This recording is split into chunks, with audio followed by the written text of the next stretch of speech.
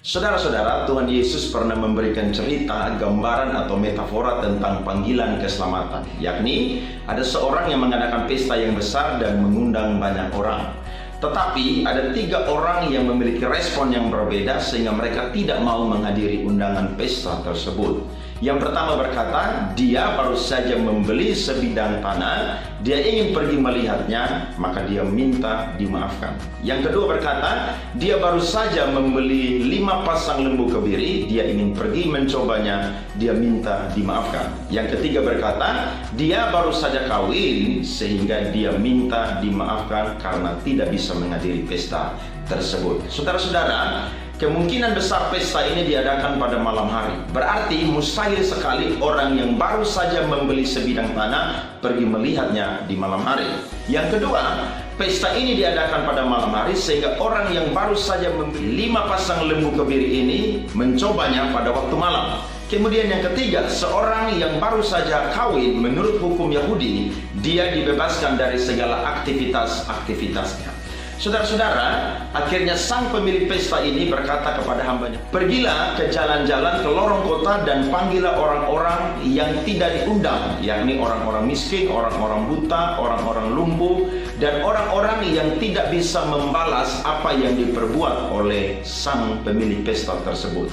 Tetapi ketika dia telah memanggil orang-orang ini, dia berkata kepada tuannya juga bahwa masih ada tempat. Maka sang pemilik pesta ini berkata bahwa pergilah dan paksalah orang-orang yang ada di segala lintasan jalan di kota ini.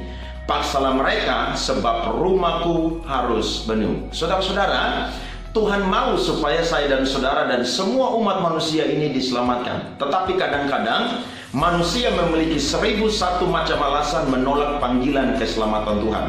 Manusia lebih mengutamakan kepentingan-kepentingan dunia.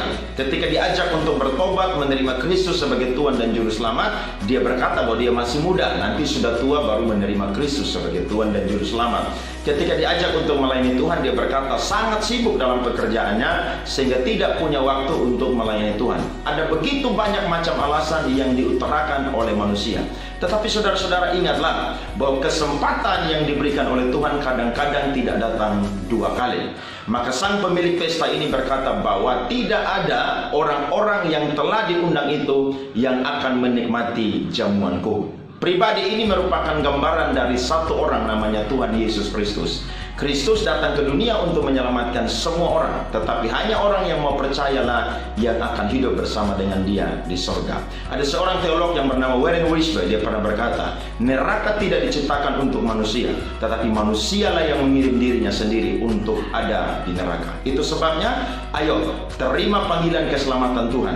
Mumpung masih ada kesempatan, mumpung kita masih hidup di dalam masa kasih karunia Tuhan, ambil kesempatan itu, terima dia sebagai Tuhan dan Juru Selamat. Sebab di bawah kolong langit ini tidak ada satu nama pun yang mampu menyelamatkan saya dan saudara, hanya di dalam nama Tuhan Yesus Kristus. Selamat menerima Kristus sebagai Tuhan dan Juru Selamat.